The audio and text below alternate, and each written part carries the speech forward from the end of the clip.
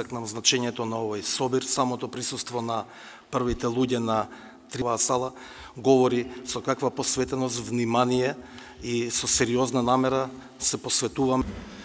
Почитувани граѓани, почитувам председател на собранието, почитувам председател на владата, почитувани представници на медиумите, ви благодарам за поканата и за можноста да се обратам на денешниот настан, со кој започнува работата на акцијската група за координација на институциите на државата за борба против дезинформациите, што е на иницијатива на владата на Република Северна Македонија.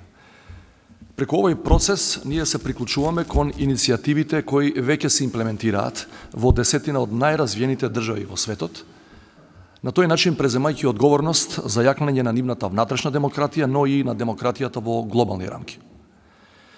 Иницијативи од овој тип преземаат не само владите и државните институции, туку и големите медиумски куќи, технолошките гиганти и граѓанските организации, кои знаат дека борбата со дезинформациите ја поттикнува медиумската писменост и безбедната употреба на интернетот, но исто така знаат дека тоа пред се значи и преземање на сериозна општествена одговорност за нашата заедничка иднина.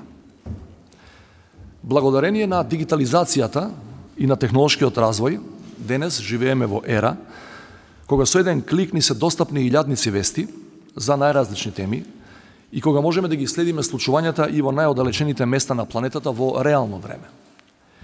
Меѓутоа, како консументи на огромниот број медиумски информации кои брзо пристигнуваат, често немаме можност да направиме разлика дали тоа што е пред нас е вест која ги следи новинарските стандарди и дали е проверена информација заснована на факти, која му служи на јавниот интерес, или пак е производ на пропаганда со цел да ја дезинформира јавноста. Од вести кои се однесуваат на естрадата, медицината, научните пронајдоци, па се до влијанието врз изборните процеси, дезинформациите се појавуваат на било кој канал за комуникација и веднаш стануваат актуелни во разговорите во нашите семејства, на работните места, во училиштата, но најмногу во виртуелниот свет на социјалните мрежи. Во изминатите години го видовме потенцијалот на лажните вести да влијаат врз крупни политички и граѓански процеси и кај нас, и во светот. Лажните вести полека, но сигурно стануваат една од приоритетните закани за националната безбедност на многу држави, заради нивниот капацитет да ја изобличуваат вистината и да ги подкопуваат вредностите на демократијата како политички систем. Почитувани, справувањето со кампањите за дезинформирање и со лажните вести нема да се случи преку ноќ и само со усвојување на акцијски план и формирање на работна група. Тоа е процес што бара постојани напори и соработка од сите државни институции, од медиумите, од граѓанскиот сектор, како и од системот на образование, со цел заеднички да придонесеме за промени кон подобро.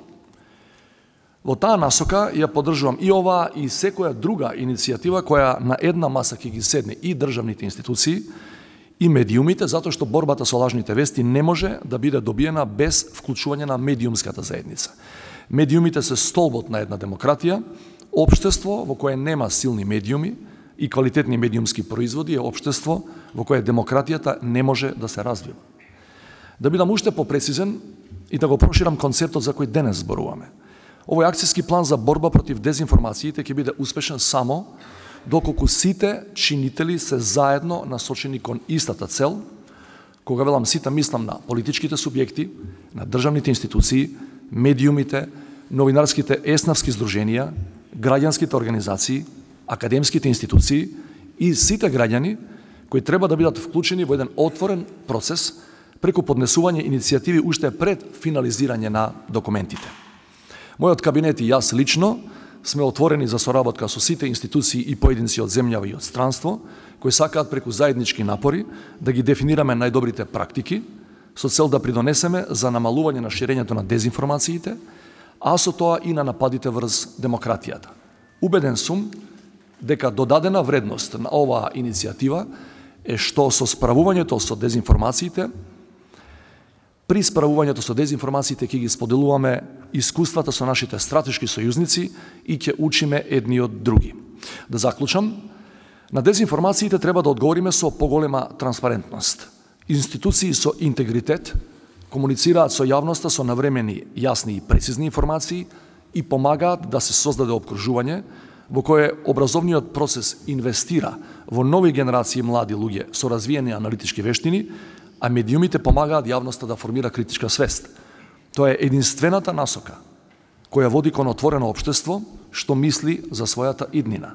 Медиумската писменост и справувањето со дезинформациите се одлична инвестиција за развој на општество на слободни граѓани, која верувам дека е нашата заедничка и крајна цел. Ви благодарам.